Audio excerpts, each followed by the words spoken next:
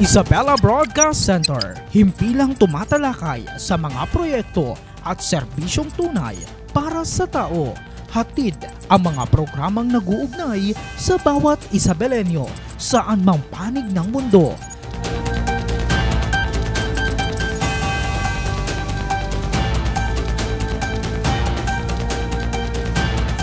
Delivering in-depth, trustworthy, and objective news. Dito ka, konektado. Magandang hapon, Isabela. Muli sumasa inyo ang programang Isabela Connect Ka Dito. Kasama nyo pa rin ang resident broadcaster ng Provincial Government of Isabela, Ezekiel Kilang. Sa panibagong ang episode na ito, abay mapalad tayong makakasama ang isang kilala at respetadong leader sa ating lalawigan ng Isabela. Walang iba kundi si Vice Governor Faustino Francis Kiko D. Bilang isang veterano sa paglilingkod bayan, tiyak na maraming aral at karanasan na naman siyang ibabahagi para sa ating lahat ngayong araw. Pero bago yan, pabatin muna natin Vice Governor Kiko D. Welcome ho sa Isabela Broadcast Center. Maraming salamat, Kel, at isang napakagandang hapon po sa inyong lahat. Nako naman, makakasama ho natin mga ka-Isabelenya si Vice Governor Kiko D upang alamin ang mga plano at mga hakbang tungo sa kaunlaran ng ating lalawigan, katuwang ho ang ating punong lalawigan na si Governor Rodito Albano. But first of all, Vice Governor, kumusta po ang unang higit 2 linggo ho ninyo sa panunungkulan bilang Vice Governor ng lalawigan ho ng Isabela? Nakakanibago at nararamdaman ko yung pressure kasi hindi katulad noon na sa bayan ng Etiague, ilan lang yung constituents natin. Ngayon naman po, massive Kumbaga, biglang buong lalawigan ng Isabela. Kaya unang ginawa po natin sa loob ng 2 linggo ay inalam ko po muna, kinilala ko ang legislation ng Kapitolyo, which is yung Sangguniang Panlalawigan nga po. Kinilala ko po ang lahat ng ating mga board members at syempre higit sa lahat yung mga staff na nakakasama natin araw-araw. At ang sabi ko nga sa kanila na magtulungan po tayo, bukas ang aking tahanan, bukas ang aking pintuan, ang aking cellphone number, alam ng lahat ng constituents ko sa Etiague, kaya dapat kayo, alam nyo rin ang aking number. So, dire-diretsong communication sa kanila. And sabi ko nga, I am not just yung posisyon na Vice Governor. Katuwang nyo ako, kasama nyo ako, equal tayo. Sama-sama tayo para sa ikaunlad ng buong lalawigan ng Isabela. In short, makamasa ang atin din hong Vice Governor. Anyway, Vice Governor Kiko din, sa inyong 100 days, ito talaga yung kaabang-abang. Ano ho yung mga pangunahing prioridad na nais ho ninyong bigyang tuon bilang Vice-Gobernador? Siyempre, nandyan po yung programa ng lalawigan na kailangan suportahan natin dahil talagang kitang-kita at higit sa lahat, ramdam na ramdam natin yung talagang pagtulong at higit na pagmahal sa ating mga kalalawigan. Kaya naman nandito po ang Sangguniang Panlalawigan para sumuporta po sa lahat ng programa ni Governor Rodito Albano. And of course, tingnan din po yung mga resolution, ordinances na kailangan pa pong i-review or talakayin pa. At syempre marami rin pong mga kailangan pang i-implementa na katuwang natin ang lalawigan ng Isabela. Anyway, maganda ho yan. Pero paano ho ninyo balak isabalanse ho naman ang inyong papel bilang presiding officer ng Sangguniang Panlalawigan ng Isabela at bilang katuwang sa pagpapatupad ng mga programa ho ni punong lalawigan na Rodito Albano? Siyempre gagawin po natin yun bilang Vice Governor as head of the legislation dito po sa province and to support of course the programs of our Governor Rodito Albano. At yun nga po na minsan may mga panahon na kailangan bumaba po tayo sa barangay at makita. Actually, yun yung mas gusto kong gawin. Dahil nung naging alkalde ako, naging barangay kapitan ako, yun ang unang-una kong ginawa na talagang bumaba ako sa mga sectors natin, lalo na sa mga barangay, para mapakinggan kung ano yung kanilang mga hinanaing at makita kung ano mga kanilang mga pangangailangan. Naman. Vice Gov, ano po ang inyong mga strategies naman o estratehiya para sa mas epektibong pagpapatupad ng mga polisiya at programang pangkaunlaran ho ng lalawigan ho natin? So, importante nga po yung collaboration na nababanggit ko kanina with our Governor Rodito Albano. And syempre yung transparency. Napakasusi niyan.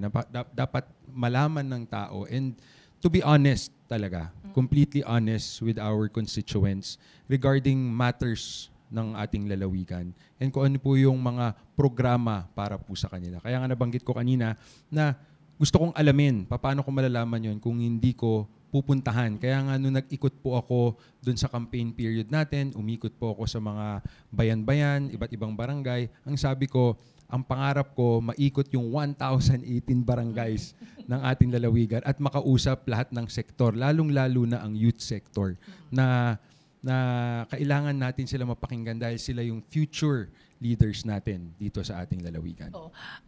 Vice Governor Kiko Dino, nabanggit ho ninyo kanina na ang dami niyo na hong mga experiences. Kumbaga, naging kapitan ho kayo. Tulad dun ho ng inyong ama na dating gobernador at dating vice governor na ngayon ay bumabalik ho sa Kongreso.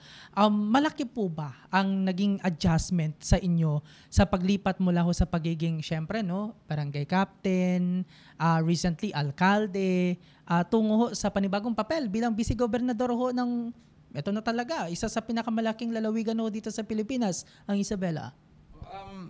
Malaking konting, hindi naman sobrang laking pagbabago, pero nakakanibago lang. Dahil nga syempre parang pag ikaw ang alkalde or chief executive ng isang lugar or isang bayan, ay talagang pagka nasabi mong ito ang gagawin natin, nagawa na kagad. Alam mo yun. Ngayon, as legislation, hindi po ganun ang trabaho ko po. Kaya yun po yung isang difference. Pero yung paninilbihan, yung pagtulong, yung pagmalasakit sa kapwa natin, parehas pa rin. Nandun pa rin. At tingin ko, yun naman ang pinaka-importante sa lahat. When it comes to sa mga lessons, mga karanasan ho naman, maaari ho ba ninyong ibahagi, no, Vice Governor, yung mga karanasan ho ninyo na natutunan ho ninyo, nito lang, recently ho na inyong nawakang position ang pagiging alkalde, and how are you going to apply naman kung meron sa kasalukuyan ho ninyong tungkulin? Meron tayong mga tough choices minsan sa larangan ng politika na kailangan medyo mabigat ang desisyon. Ako, I always ask myself, what would Christ do? So, bumabalik pa rin ako dun sa pagiging Katoliko natin, yung turo sa atin mula nung bata tayo hanggang ngayon, na hindi ko kinakalimutan, na morally right, as long as it's morally right, yun dun po tayo. At yung talagang ilagay mo yung posisyon mo sa posisyon nung kapwa mo, yung mga kapwa mong nangangailangan. Nako naman. Maari ho ba ninyong ibahagi naman ho, sir, sa amin? Siyempre, kayo ho ay galing ho sa Tiago Isabela at ito na rin ho yung chance na mas sigit pang makilala ho ng ating mga kababayan yung ipinagmamalaki ho ninyong biggest accomplishment during your time ho na alkalde ho ng Tiago Isabela at paano ho ito magsisilbing inspirasyon sa inyong bagong tungkulin ho sa ngayon? Siguro, my biggest accomplishment na talagang naramdaman ng aking mga kababayan ay, nung naging kapitan kasi ako, ang barangay captain, alam natin na ang opisina yung bahay nila. Bukas, 24 oras, 7 araw sa isang linggo. Nung kapitan ako, may nagsungkit ng panty ng kapitbahay. Nirereklamo sa akin kahit madaling araw na ito. Away mag-asawa, talagang kahit linggo yan, kahit holiday yan, talagang dapat nandiyan kabilang ama ng barangay. Nung naging mayor po tayo ng ating bayan, nahalal tayong mayor ng bayan ng Tiago. Ganun din ang ginawa natin. Yung aking tahanan, binuksan ko. Yun yung ginawa na po nating opisina. So, ang mga kababayan po natin, sanay na kahit ba Sabado yan, kahit Linggo yan, kung hindi man ako inaabutan, nakahanda ang aking mga staff para tumulong. Kasi, ang pagsisilbi or yung paghalal din sa amin, hindi naman po kami pumapasok ng 8 to 5, nagta-time in, nagta-time out. Kami po, hinalal ng taong bayan, manilbihan 24 oras, 7 araw sa isang linggo, 365 days in a year. So, yun po yung talagang naging biggest accomplishment natin, na nilapit natin ang gobyerno anytime.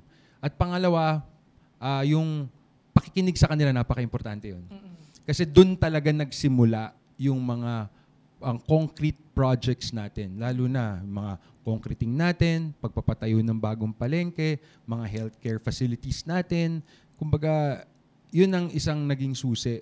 Kasi kung magpapagawa ako ng isang something na hindi naman nila kailangan, kahit ba napakaganda ito, sa paningin ng tao, hindi naman nagagamit, baliwala po ito.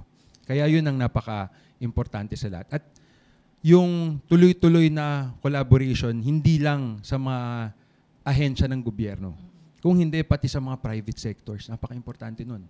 Dapat talaga yung mga sektor na, kung halimbawa, sa tricycle. Kung may matter about sa TODA, sinong pinaka dapat kausap mo? Siyempre, tricycle drivers. Siyempre, yung mga TODA. Siyempre, yung mga associations regarding that. Kaya, yun po yung ginawa po natin bilang alkalde ng bayan.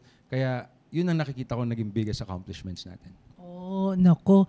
Iba talaga, Vice Gov, no, kapag sinasabi ho nating ang gobyerno ay nararamdaman. Ganun. Iba kasi yung may gobyerno pero hindi nararamdaman. Naku, mahirap po yun. Anyway, congratulations for that, sir.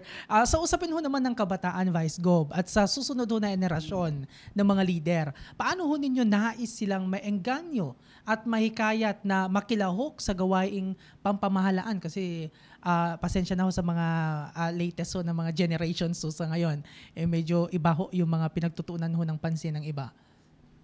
Siguro hindi naman sa iba yung pinagtutugunan ng pansin. It's more of siguro a gentle reminder lang na ako, ang payo ko sa ating mga kabataan ay wag natin isipin kung ano yung magagawa ng bayan para sa atin. Kung hindi, isipin natin parate kung ano ang magagawa natin para sa bayan. So, meron isang famous president sa Amerika na nagsabi nun. Kaya, it's not just for the youth, but para sa lahat po yan. Kaya ako naman, ang gusto ko sana ay mapakinggan ang ating youth. Papaano? Kausapin yung mga NGOs or yung mga student body organizations na existing na tsaka meron yung mga youth development council sa kada bayan. Ang nakikita ko rin kasi ang isa is magandang marinig natin sila. Yung parang nabanggit ko kanina, nung nag-mayor po ako ng Etiague, inikot ko ang barabarangay at mga sektor ng ating bayan at doon ko nalaman ko yung mga pangangailangan nila. Tingin ko yun din ang kailangan natin gawin para sa youth at para magkaroon sila ng boses. Nako, maganda ho yun, no? Anyway, sana nga ho ay naisa-isip at naisa-puso, no? Alam ko kapag kayo ho'y lumalabas naman, Vice Governor, matanong ko lang, kumusta ho naman yung pakikipag-ugnayan ho ninyo sa mga kabataan? Kasi I know, nakikita ko talagang malapit din ho kayo sa mga kabataan kapag kayo pumupunta sa mga communities. Masaya. I'm very always happy kapag may mga nakakasama mga kabataan. Kaya kami sa Etiague, meron nga kaming binuo doon na yung CCAS kung tawagin yung Culture, Arts and Sports natin, Community for Culture, Arts and Sports. So every weekend until now, I think 2 years running na tong program natin. May pa-fun bike tayo, may pa-fun run tayo. Wala lang, just get together para lang mayroong nilulook forward ang ating mga kabataan sa weekends rather than na magbisyo ng inom or whatsoever. At least, ito alam nila na, gigising tayo ng maaga bukas, magbike tayo kasama si Mayor or magbike tayo. At least makita natin ang bayan natin, maikot natin, may makahalubilo natin ang ating mga kaibigan. Kasi nakakatuwa dahil may mga taga-ibang bayan na rin na dumadayo sa amin. Dati Etiague lang kami, sumulya lang kami 30. Ngayon, umaabot na kami ng 100 plus. May taga Santiago, may taga Alicia, may taga San Isidro. Kaya nakakatuwa. So, inikayat ko ang other municipalities to join. Follow nyo yung CCAS Facebook. So, open to everyone. Hindi man ako nakakasali parate pero tuloy-tuloy po itong mga programa ng ganito para sa ating kabataan. Anyway, Vice Governor, no, bilang bahagi naman ho ng pamalang palalawigan, ano po ang inyong pananaw at hakbang ukol ho sa mga isyong kinakaharap ho ng mga far-flung barangays? Tatanong ko ho ito kasi alam ko kayo pumupunta ho talaga sa mga barangay talagang hindi ninyo pinapalagpaso yan. Particular sa yung mga issue when it comes to accessibility, kung meron man sa education at serbisyong medical. So, maaari ba ninyong ibahagi? So, yun po yung unang plano nga po natin ay puntahan para malaman kung ano yung kalagayan ng ating mga barabarangay. Hindi ko man agad mapupuntahan pero susubukan po natin. At saka naging accessible naman ang aking number. Kaya, tsaka ano na tayo ngayon digital age. Pwedeng mag-picture lang, mag-video kung ano yung kalagayan. Padala nyo sa amin para makita po natin. Nang sa ganon, ako rin po yung magiging tulay nyo po dito sa lalawigan, kay Governor Rodito Albano para i-lobby yung mga pangangailangan nyo po. Dahil nga, iba na ang legislative at iba po ang executive. At tayo po, sa legislation, yun nga po, makakapag-lobby tayo para sa mga pangangailangan ng ating mga kabarangay. At alam ko naman po na ang ating minamahal na Governor Rodito Albano ay talagang naka-priority niya, lalong-lalo na yung mga kababayan natin or yung mga kalalawigan natin na talagang nangangailangan. So yun lang yung kailangan kong ipakita kay Governor Rodito nang sa ganun ay matugunan kagad ng pansin ang mga pangangailangan ng ating mga far-flung barangays dito po sa lalawigan ng Isabela. Nako naman, alam ko no, Vice Governor Kiko D, kayo ho'y abala at maraming salamat ho sa inyong time para kayo ho'y makasama ho namin sa Isabela Broadcast Center. Bilang panghuli na lang ho, no, Vice Gov, ano ho ang inyong mensahe sa mga Isabelenyo ho natin, lalo na sa mga kabataang patuloy na umaasa ho sa isang mas yung tinatawag ho nating progresibo at inklusibo hong lalawigan? Una, walang abala. Talagang sinadya ko po talagang pumunta today. Ako nga humingi ng pasensya at nahuli ako. Ako ang message ko lang is mag-iikot ako, yung commitment ko sa inyo na mapuntahan yung 1,018 barangays natin. Gagawin po natin yan. Pakikinggan namin kayo. Yun ang pinaka-importante sa lahat. Pakikinggan namin kayo, makikipag-ugnayan po kami sa inyong lahat nang sa ganon malaman namin kung ano po talaga ang pangangailangan nyo. Dahil sa iba't ibang lugar, sa iba't ibang sektor, iba't iba ang pangangailangan.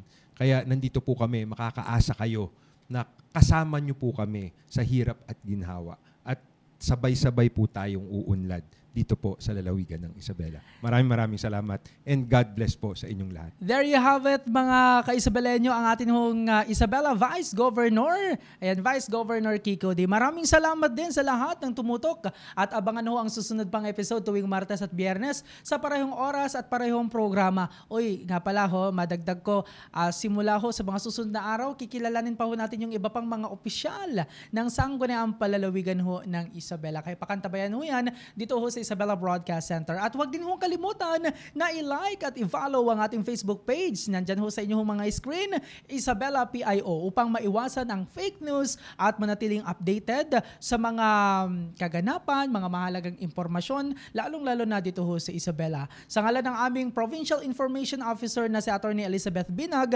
at ng Isabela Broadcast Team, ako po ang inyong resident broadcaster ng pamahalang palalawigan ng Isabela. Yes. Meron ba akong pwede pang i-announce? Ay, sige ba? Sorry, Yes, sorry, go ahead nakat kita. Para rin dun sa ating mga kalalawigan na nangangailangan ng tulong, alam kong malayo ang opisina minsan sa ibang dito papunta pa kayo sa Capitol, hindi na kailangan. Paki-text lang po ako. Bibigay ko sa inyo aking personal cellphone number. Yun yung number ko mula nagkapitan ako, mayor ako hanggang ngayon. 0917 313 0888. Ulitin ko po. 0917-313-0888. At paki-follow din ako sa aking Facebook page, Francis Faustino Kiko D. Yun lamang. Sorry okay, yes po. Anyway, you're always welcome na Vice Governor Kiko D again. And syempre, hopefully no, na-take note ho ninyo ang numero ho ng ating Vice Gobernador para nang sa ganun ay matugunan kung ano man ho yung mga nais ho ninyong iparating ho sa kanya. At syempre, sa ating hong pamalang palalawigan ng Isabela together with our Governor Rodito Albano. Again, ako po ang inyong resident broadcaster ng Provincial Government of Isabela, Ezekiel Kilang, na nagsasabing, etam nga na. Maraming salamat po. Thank you. Sir, pwede po picture po.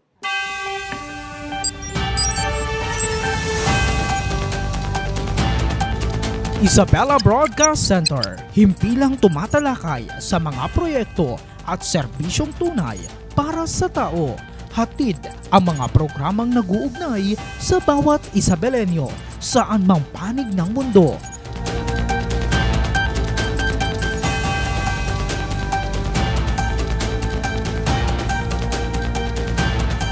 Delivering in-depth, trustworthy, and objective news. Dito ka, konektado.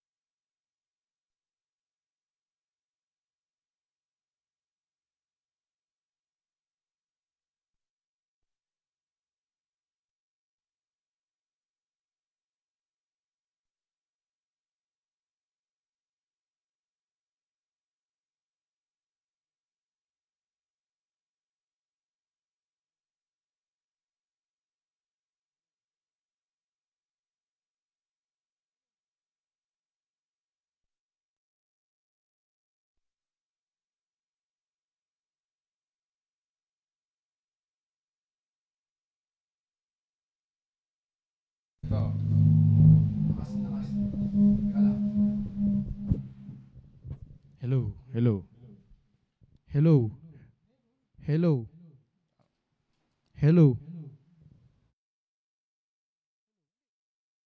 Ask ko na talaga yung mga yan. Meron kanina. Wala. Nung nag-test ako, meron. Kaya nga sabi ko, ano yung hinahanap mo, wala. Meron. Walang sound. Ito, gumaganon. Tapos nag-test ka, naka-headphone ka, di ba? Narinig ko sila, XC. Ano nagtatest sila. Okay na yung mic, ano, narinig ko dun sa headphone. Sa headphone, meron.